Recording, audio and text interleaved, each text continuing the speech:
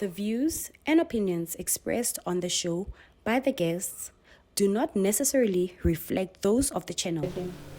Hi everybody, my name is Nomstar. But you can easily call me Nomstar. And today, guys. Boitumelo. Hi Boitumelo.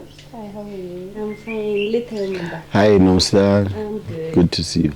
Some of you, I'm sure, you've seen Themba on one of our shows from Not In My Name. Yes. You know. So just a quick background. I would like you guys to introduce yourselves. All right. Well, thank you so much for having us. My name is Themba Masango. Podolovu namhlanje kahlabile uDumango ngathola umuntu othoba umthomawo umkungu mabhokosindeni umhlabeni ethule umkungu owavela mhlana amachacha abalekawo because you started this whole thing. Anyway, I'm the current Secretary General and co-founder of Not In My Name International, and the reason why we are here today is to raise a serious issue which affects all of us, irrespective of color, creed, political persuasion, gender, or anything like that. It is an issue that is facing South Africa head on. Yes. And that is the rape and the molestation of young children, and particularly the case of Cwecwe down in the Eastern Cape.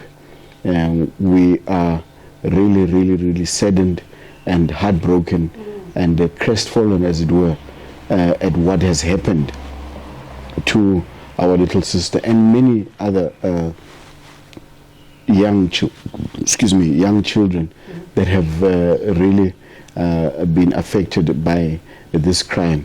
We know that gender-based violence in South Africa is a scourge. Our femicide rate is 5.1 times higher than anywhere in the world. I don't know, Boitumelo, if it's every 3 minutes or every 3 hours in South Africa a woman is raped. And we can't afford to be having such going on in our country. And as a father, as a man, I'm here to say not in my name. And I'm not here alone, obviously, with my partner and a friend and a fellow activist in her own right, Boitumelo Tage. She runs the Second Chance organization, but she's also one of the founding members of Not In My Name International. Oh, Boitumelo. Welcome, girl. Thank you so much. I think when I joined Not In My Name, I was very young. I probably like first year at university. 2017-18 when the 6-year-old was raped at Ross, and that was like a turning point in my activism career, moving from student politics into mainstream community politics and activism, and having the realization that young kids should not be experiencing such trauma, especially, you're not even 10 years old, you haven't even entered your pre-teens, your teens, but you have an understanding of being violated and being traumatized in that manner. And I think the reflection from then became, we need to create awareness, have these conversations with our young boys and young girls. And I think since then we've worked with Themba Masango. So but in terms of the introduction, my name is Boitumelo Tage. I don't know is Tagazelo Sam. So unfortunately I can't. But I am from the Northwest, born and bred in the Northwest province. And I'm a student activist, former student activist, community leader, community activist, author of 2 children's books that speak about raising awareness and educating children about gender-based violence and other societal issues. Boitumelo, you look so young. Now when you got here, I was thinking, no, 15 years. 15. Wow. You know what? I wanted to ask now, because I think a lot of people want to hear more about the story Cwecwe. This victim Cwecwe. What really happened? Because I feel like we heard bits and pieces of the story, and what is really happening? What are we fighting for? I think the main fight is justice, right? But in the main, it's a systematic problem that we have in institutions, whether basic or higher education. And we've done research that shows that there is no policy in institutions, primary schools, high schools, universities, that speaks to sexual assault, sexual harassment, that protects the victim or the student in this case, right? So I think the biggest problem right now is so many of these cases happen. We're not educating our children that this is. I've seen the Instagram trend that says the way moms are teaching their daughters correct touch, bad touch, good touch, bad touch. So we need to start normalizing that, so that if a child is touched in a manner that should not be happening, how do they react? How does the school react? And all of these. And I don't think those things are in place. And that's why a lot of these cases happen, and it happens for years, and then the child realizes upon coming across the but this shouldn't have happened to me, So and it's so sad that children are becoming activists at a young age, because they should be playing, they should be reading, playing in the sandpits or whatever the case may be, but they're fighting for their lives, and it's so sad. So just for us to get a basic background and understanding as to exactly what happened and why are we then seeing the mass rolling action that is taking place across the country. You'll know that day before yesterday here in Pretoria, we came out in our numbers with different other forward-thinking South Africans and civil society groups. We had about 2,000 to 3,000 people at the Basic Education Department and the Pretoria Police Central Police Station. And in Cape Town, you had thousands there. In Durban, you had thousands.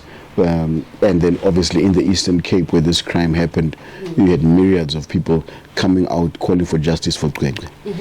This is a case of 2024 in October. Oh, okay. And little Cwecwe's parents are police officers themselves. They took the child to school. She goes to school with the transport, Malume, who takes the kids to school every day and so on. On this particular fateful day, Malume called to say that I'm going to be late in picking up the kids because of a certain issue that arose in his situation. So please alert the school that we're going to be late to fetch the kids. And indeed that was the case. And then obviously the kids who are at Bergview Primary School were then redirected to go to the aftercare facility because Malume was going to be late. And what had happened is that then the one of the staff members, whether it's a caretaker or a teacher, it's really not clear at the moment, came out to the kids to say, listen, let's go back into the classroom until your transport does arrive. At that moment, according to Cwecwe's mother, the testimony is that the gentleman put them in the class and said, while you are here, let's clean up the classroom. And then Cwecwe relates to the mother to say that she then started feeling faint and dizzy and so on, and then she passed out. Was she the only child in the class? She was at that time. No, there was other kids who were going to be taken, but she was the one that felt faint and passed out. And obviously we can read into that situation. And because the case is ongoing, we want law enforcement to investigate what caused her to become faint, what caused her to have a blackout for that time, who was the one that called them into the class, who was the one that was actually working the aftercare. Because schools should have, for example, a registrar to say that, okay, children are here, this is the number of the children, these are the children that have been accepted, and these are their names, and this is the teacher or staff member that's in charge. Cwecwe then says she blacked out, and then she was then woken up later by uncle to say, listen, your transport has arrived. But upon leaving and getting home, mother says she noticed that her buttons and everything were not sitting correctly. She asked, what's going on? She says, hey, I can't remember, I feel like I fainted and so on. Next morning, getting prepared to go to School. Cwecwe then says to her mother, I've got abdominal pains. I don't understand. I'm in pain. What's happening? The mother, who's a police officer, was rushing to work. Fortunately, the father was around, who at that day was not working. And the mom said, please check the child, and if she's not too well, take her to the doctor. On taking the child to the doctor, it was when the doctor then confirmed that, hey, this child has been sexually violated, vaginally and anally. And this child has been, predator has gotten to this child. What's happened? And that's when the parents then started to obviously panic and call the school to say, listen, the child is now in hospital, our daughter has been raped, and the child won't be coming to school. An issue we have with the school's reaction was that the school was so nonchalant to say, okay, if the child is not coming, we demand a doctor's note. And the mother was like, doctor's note, yeah, Nwana has been raped. It's not a flu. It's not a flu, this thing. My child has been raped. What you as a school should be doing is showing, one, alarm and shock. Two, shutting down and saying, we need to find out who was in charge, who was working, and what happened to the child. How did the child pass out? Why was this not reported? And this is the part that irritates a lot of South Africans and people in general, because when this situation happens, you forget, as it were, procedure, and you must forget, as it were, how things should be done. As a parent, as the school, I'm sure the teachers, the principal and everyone, they are fathers and mothers. You should actually then say to the parents, listen, we hear you, we are on your side. As a case been opened, please get the police here. Let's make sure that we question every single body that is what did not happen. And that is what is very angry. In fact, what is worse was when they are saying that we demand a doctor's note. When the parents said, no, you can't be. Your school has now turned from a safety zone into a crime scene. Yes. You should be shutting down everything. They then said, no, we're going to give you, the mother, and a letter of removal to go and find another school. That's the problem. A testimonial. A testimonial to say, no, you're moving because we don't want a problem. That's a problem that we have with Bergville and the principal. The issue that's going around, or the principal is guilty, no. Let's be honest, South Africa also, please, let's be factual in our case so that we can win this case at the end. The principal wasn't even there, right? He wasn't involved in that. The reason why he got AfriForum to come and stand with him is because every South African has got a right. Let's also be clear on that. Everybody has got human rights.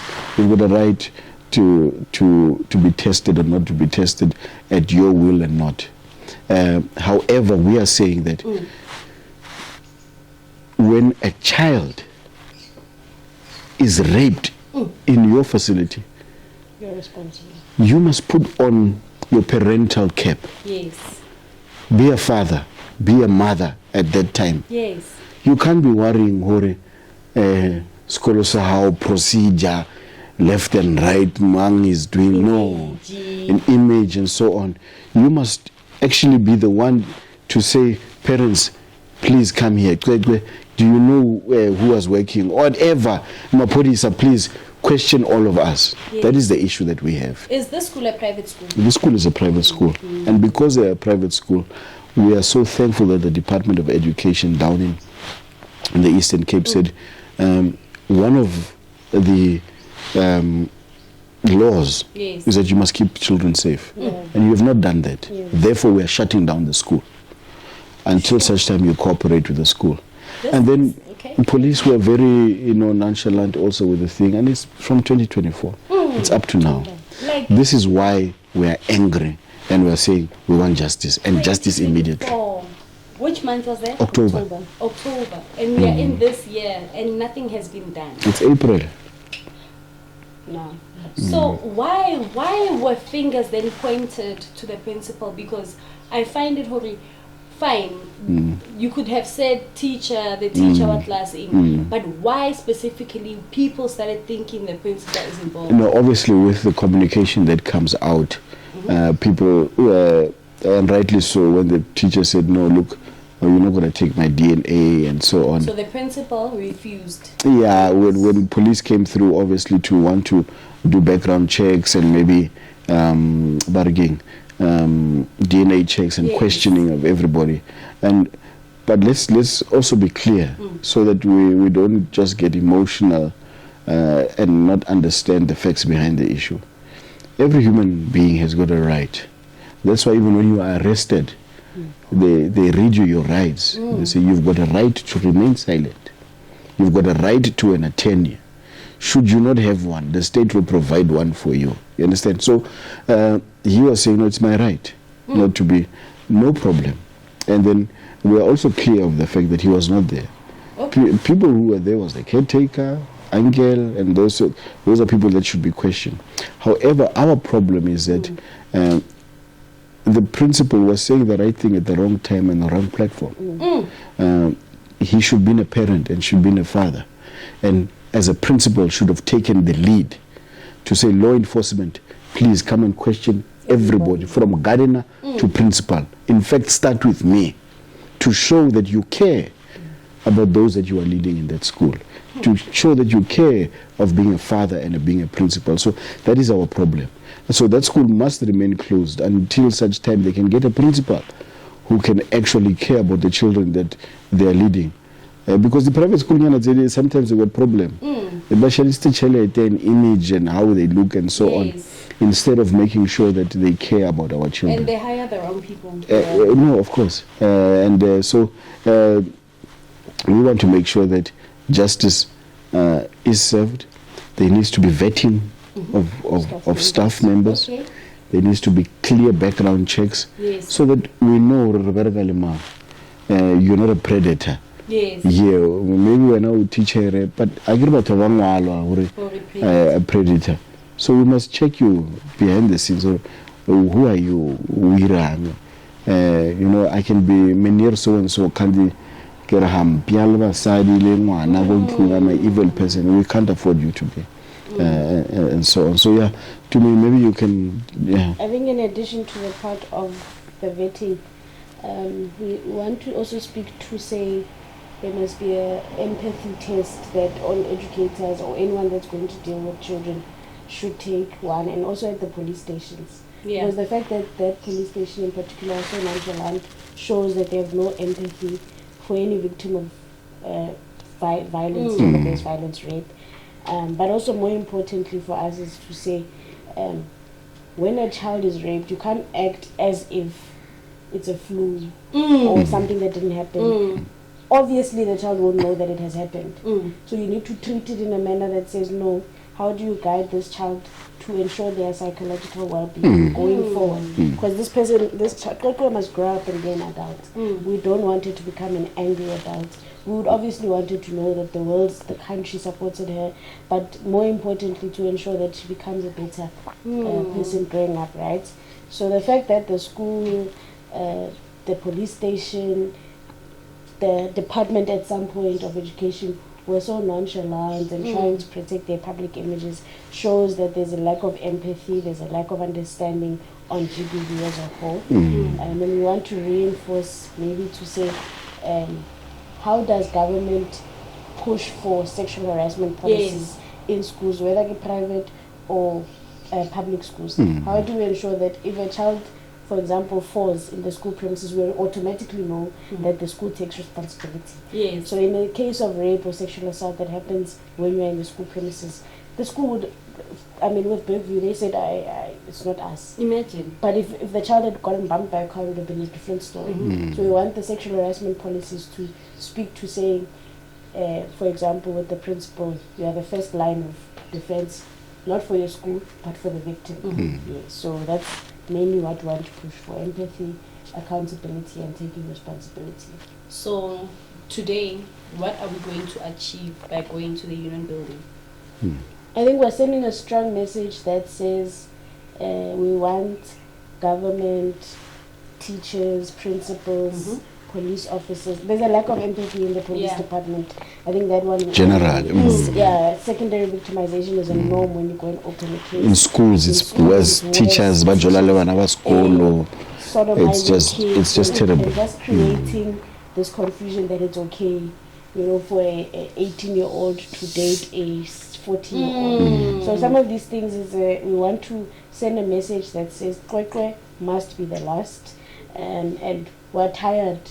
Boitumelo, the 6-year-old, and we're very happy that actually the 6-year-old, we don't know her name. Yeah, it's the trust. We know Nicholas Nino, and we know that he's been sentenced. We want to ensure that Cwecwe has an understanding that she was supported to the end. Yes. We're going to fight even with the mother to say justice must be served, and justice in the form of somebody being sentenced, yes, somebody being found guilty, yes, justice in the form of the school taking responsibility that it happened in our premises, justice in the form of saying we're going to focus on ensuring Cwecwe's well-being mentally going forward all the way until she's an adult and justice that this will never happen again. Yes. Especially in our schools. Actually, not especially in our schools, but more importantly, schools must be.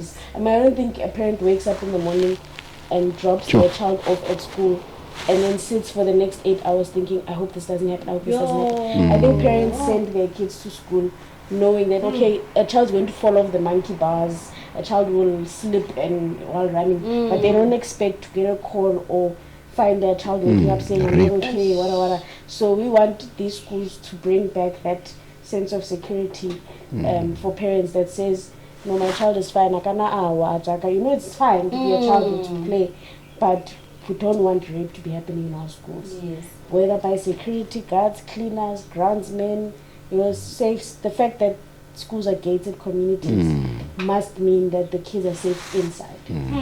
So medically, she's gonna be fine, right? We hope so, definitely. We hope so. Definitely. And now I find mentally. I find it that I know schools, homes, all these places. There's always someone who is always up to no good. But I feel like just the police have failed us so many times because it's not the same. It's not the first time where I hear police did nothing, and these young kids would say, my father raped me, and but you're underage, you can't open your case. So or get our family, go and sort it out at home. How do you sort out being raped, So can this thing be fixed? Yama police, is it something that can the police officer that maybe who chases that person away get into trouble? How do we then fix that system where the police know now when a case like this comes, they need to stand up? I don't know if you remember a few years back, we had in Mangalore the case of Katlego, Georgia, the child who was autistic, where she disappeared, and then people went to the police station. They said, no, you have to wait 48 hours, which is no such law. And later they found the child had passed away. And we had a big march that shut down Mamelodi that year, and in fact got those police officers to be fired. Wow. But furthermore, we launched a campaign, and we called it Policing the Police. Yes. To say you must train them all, it's particularly on issues of gender-based violence, of rape, molestation, and we are calling once again for a specialized unit of gender-based violence and child welfare within the police. Yes. Just like you have Morten Roof department, you need to have a gender-based violence sector and sub there of children and so on, so that these cases can be taken on by policemen who are adequately trained with regards to the specific subject. You have situations where Mutaya police station, a person is black and blue, and then they arrive at the police station. this thing ke family it's a man be go high. 9 out of 10 times the person is going to be dead. To get a protection order is such a difficult mission, that you have to jump through loops and so on. And yes, I know people will say, yeah, Mara, there's people who do those things wrongfully and accuse people wrongfully. Yes. But the majority of the times you get genuine cases. And we need to be able to protect and look at the majority of the cases that we are having in South Africa. And I'm here as a man, as a father, as a husband, as a friend to women, as a boyfriend, everything. We can't, guys, specifically guys, we can't continue the way we are going on. And I understand the history we come from as South Africa. It's particularly for men. It is a harsh and terrible one where we were treated as children and boys in our own country, as second-class citizens, where we were abused by our fellow white compatriots, and we had to say bars to people. And when we come home at the township, the first thing you come into is a bar or a bargain bubble store, or whatever, and angry, we're not paid, and so on. But it's not an excuse for us to be abusing our own children, our own loved ones. I can't say, I love Boitumelo, so I'm a mechanic. It doesn't work like that. So we need a specialized unit in the police who is trained to deal with these issues. Somebody coming to a police station to say, I've been raped. Cwecwe's mother coming there to say, my child has been raped. You need to have empathetic police officers. You need to have trained social and psychological police officers who are specialized to say, okay, let's go in a private booth. I think I go charge office, mobile to Themba by certifying the report, or where me 2 hours in line, where you are broken. Next, we halang. Oh, rapile, yo, come on, no appearing. So it needs to be specialized. It needs to be clearly, and so that where you can have the correct testings, the correct kits to take swabs and to check and make sure evidence is sufficiently put away, so that when it comes to trial, we can have a quick and clear process to justice. So those are things that we are advocating for. Those are things that we are fighting for on a daily basis. Those are things, and protest sometimes has to go out so that they can say, no, hey, come here, ring. Come down, and then these are the things we are wanting. So I know there is other young people going through something silently and they need help. So how do they connect, not in my name? How do they find you guys? Especially what's happening now, because it's in homes, it's in schools, universities, transport, how do they find you in their spaces? Maybe I need help. It's painful. It's very triggering what you're saying, because it raises a lot of emotions also in me. One, because sometimes we get to a point where we're almost helpless. Because people must remember that Not in My Name, Second Chance, and all other partner organizations are self-funded and by members and so on. So different departments are not funding us and so on. And you get a lot of people who want help, because unfortunately, by God's grace, all the cases that we've taken up, we have won, and we've really made sure people get justice, and that gives us obviously a certain sense of confidence from the public. However, your success can sometimes be your Achilles heel, where you can't help everybody. Just this week, over 6 people already have called me to say, I was raped at a young age, my teacher molested me, my father molested me, my uncle and my cousin did this to me, and so on. So it's painful, it's difficult. However, we are saying that feel free to contact us. Yes. All social media pages, Not In My Name International, whether it's Twitter, Facebook, Instagram, you'll find us there. Yes. And we recently put up also just different numbers of friends, colleagues who also assist with specific things. Okay. For example, depression. For example, suicidal thoughts, legal thoughts, cases, and help with gender-based violence. We've got different numbers that you can call.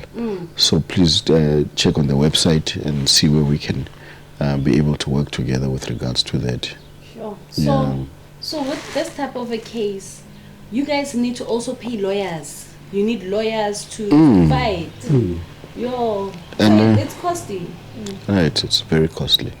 Not only costly, time-consuming, but what it does to you yourself personally. Yes. It's very emotionally taxing. Yo. So we thank God for H2O bottles and psychologists, Yes. and we get breaks where we also need assistance from psychoanalysis to say you are still fit enough Yes. to be out there in the street, because you can actually suffer emotional fatigue and activism fatigue. There's such a thing where you don't even feel anything. We are speculating, and then lining in the head. Yeah, and then doctors are like, no, have a seat there. And you're like, this person's dying. Why aren't these people caring? Because they've gotten so used to trauma And desensitized. and they've become desensitized, So we don't want to get to a point where somebody says, I've been raped. Okay. Oh, you one of them? Yeah. So we ourselves also go through counseling as well. Wow. Yeah, we counsel one another. And we are also thankful for H2O and such things. But it's very important. So now you are in Pretoria, but this case, Cwecwe Cape. How's the connection? How do you meet the mother? How did you the connection? Because someone would say, Limo Pretoria, why the case of so? Tell me how you then. Okay, number one, we should never suffer from bystander syndrome. As an activist or as a person who cares, even if this case was in America, it is our duty to stand up. Wow. But also, we're a national organization. We've got branches all over and internationally. So we've got people all over the country and so on. But I want to say that just to raise this, that we need to activate activism in everyday citizens. Oscar, because it didn't happen to me or it didn't happen here. You need to be active where you are. Yes. We used to sing Go Krege, brighten the corner where you are. So you need to brighten the corner where you are. That's why we decided to march here in Pretoria. Yes. And make sure, and we're sending the message this side. I think the other thing is, when you march, you conscientize people. And the most important thing is that while we're marching, people will stop and say, what's happening? On Tuesday, as we marched we started with semi-marks to basic education to the police to Union Building. Yes. People joined us along the way. In fact, the people that started with us had fallen off. But the most important thing is to send a message, one, of support to the family, two, or to the affected, two, is to say, we're sending a message to society at large that it didn't happen in my home, but it could have easily happened. And it's wrong. And then three is that we're conscientizing society. So that even if there's a young Themba somewhere sitting thinking it's okay to beat women, he's going to realize that, hey, this thing could go wrong. Big five. Yeah, and I wanted to also answer the other question of how do people reach Not In My Name or any other organization Yes. to say, the more we fight for gender-based violence and for justice. So our fight for justice is so that if Nomstar is 15 at home, seeing a case pass and the victim get justice, she'll wake up and say, oh no, if I stand up, I'm going to have the same level of energy. But the more we decline in our activism, the more victims feel, no, let me just stay here I'm in alone. silence and suffer the consequences. Because I think when I'd call you a lot and say, yo, SG, there's a case in Cullinan, I don't know how to handle it, and there's a, so to say we want, and we're also calling for the justice system in general, apart from the police, to say you need to be so sensitive. It must be the perpetrator that proves beyond reasonable doubt that they didn't do it. Not me performing my trauma and now, going above and beyond to prove that no, it wasn't because I was wearing shorts or leggings or this. It's sending a message that the perpetrator is in the wrong.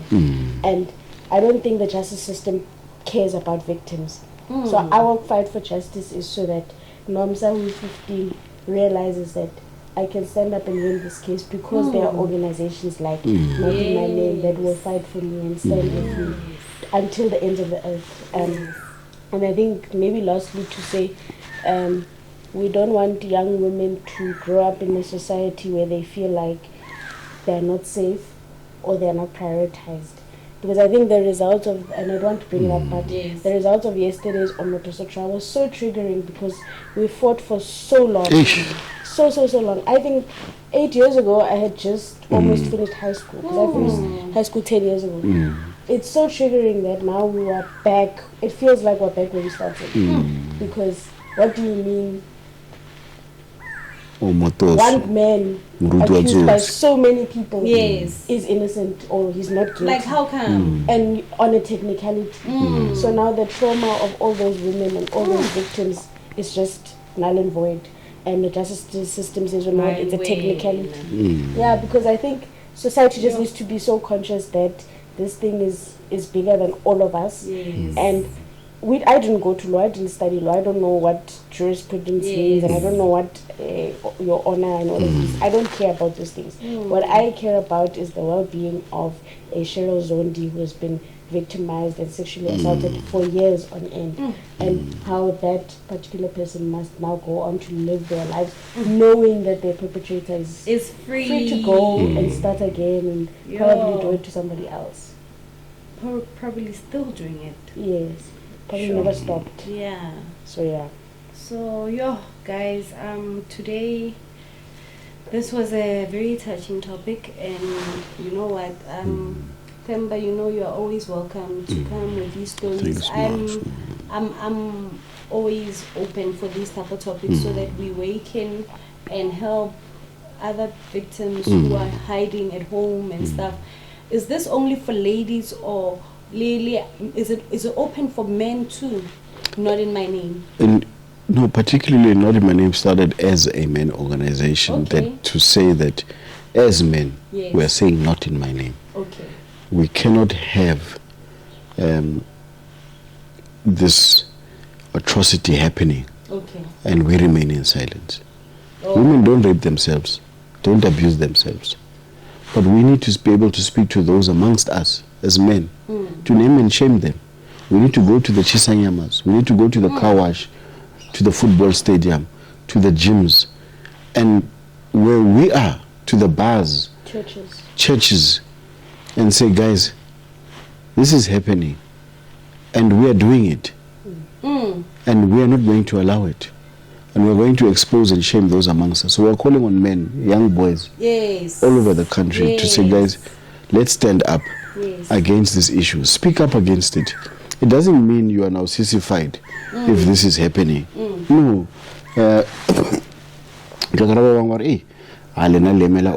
No.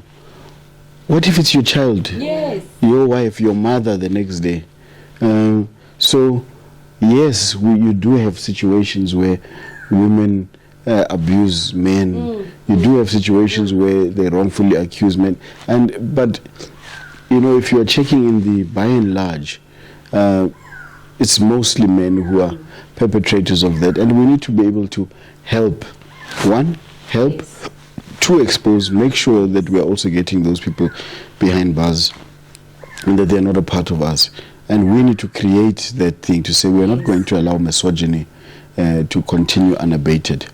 And as you know, also we run prison programs as well, where we go to prison and our brothers who are incarcerated because of issues of gender-based violence and so on, to go and find out what caused you to do that.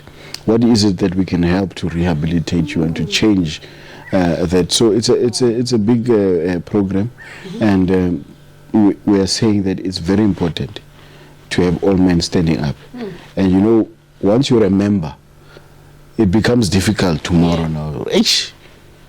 They're not just as a member of not in my Yes. so it's very important that we do that. Yeah. Okay, guys. Thank you so much for coming through. Thank you for having us. Thank you for having us. Thank you, guys. Thank you. So, guys, Ratusana, we are all becoming the activists, and we are going to help our sisters and brothers in whatever they're going through. Thank you so much. Thank you. This is the end, guys, and this is Streettalk.